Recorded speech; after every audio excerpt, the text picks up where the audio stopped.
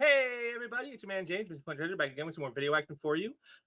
This is another carve out from another live stream I did recently with some special guests that you'll see here in a moment. But I want to thank you all for joining me today. And this one features some words of wisdom from the great Jim Shooter, who I think is one of the best people who's ever worked in comics because they really knew how to sell them back in the day. And these little words of wisdom that you hear from are going to kind of give you an idea of what's missing in the industry today and why it is that there's so much bad stuff I think happening. But I thought I'd end the year, since the year's coming to a close here. So it's probably going to be the last one of these I do for this year. And so, I wanted to end it with something a little fun for you guys, a little something positive, give you something, to look forward to. And so just a little bit of, some good advice, let's say, that he has in these little words of wisdom. And I hope you guys enjoy checking that out. And so I want to thank you all again for joining me today and say, if you like what you see here, drop a like down there to help out the algorithms around the place, because that's always appreciated. And please be sure to drop any comments you got down there. If you want to speak out on what the Shooter has to say here, I'd like to hear what your thoughts are on it. And be sure to subscribe if you haven't subscribed so you don't miss out on any of the content I'm putting out around here. And also, if you have subscribed, be sure to share out some links and let's bring in some new people to get those subscriber numbers up. So I want to thank you all again for joining me, and I hope you get some good stuff out of this. And I will talk to you guys again very soon with some more stuff. And until next time, take care.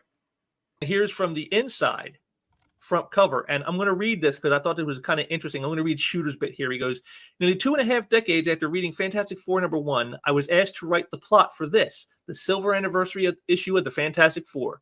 Writing it I felt the same sort of joyous thrill I did while reading issue #1. I experienced that electric excitement yet again while reading the absolute awesome script written for this issue by, of course, Stan himself. That feeling of sheer joy made me glad to be a part of Marvel Comics all 3 times.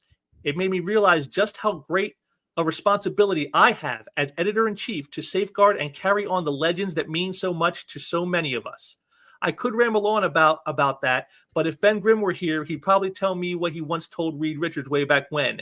You don't have to make a speech, big shot. We understand. I hope so. But if you don't, I think you will soon. 64 pages from now, to be exact. And, to me, this, again, just like how I said in the art, you said, you mentioned, Dan, how, like, just a great scene with, great backgrounds and stuff that, like, you don't see that much anymore in the books. This is what you don't see from the people making the books. I mean, the key here is what he said here. That feeling of sheer joy made me glad to be a part of Marvel Comics all 3 times. It made me realize just how great a responsibility I have as editor-in-chief to safeguard and carry on the legends that mean so much to so many of us. Oh my gosh, that's gone. That attitude is gone. Doesn't exist. Agreed. But so like, to me, like that is, when, I've done many streams talking about the problems in comics today and whatnot. This, to me, when I read this, I'm like, that's what's missing. When you break it all down, you boil all the irrelevancies away. At the core, what is the problem? The people in charge and the people making the books don't have this attitude anymore. That's what's missing. Serve the reader, and he also, you can see he's also a fan. He's writing these things as someone who loves these characters deeply. Yes. And it's a perfect, you have to have this. If people know the characters and then do their very best to try to serve the readership. Yeah.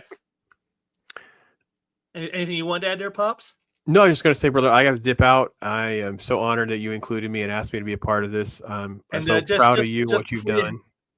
Just before you head out here, here's the picture of me with Jim Shooter here at SummerCon, where he signed it for me. There it is, me with Shooter. This year? And yes, this year in June. This is when I got the page and I had him sign it. And this is something he showed me that he had. This is a note. You can see dated here from March of '86. Oh, wow. It says, Dear Jim, in case I forgot to tell you, that was a sensational outline you wrote for the FF 25th anniversary-ish. You sure make my script job easy and fun. Excelsior, Stan Lee. He got a personal thank you note from Stan the man himself. That is fantastic. It's really that's great, man. That's awesome. And you could see that he also knew how to treat his employees. Maybe to a certain extent. I mean, he knew how to talk to them, anyways. Exactly. Right, and again, like I said, just another aspect of what's so much missing in the stuff today. But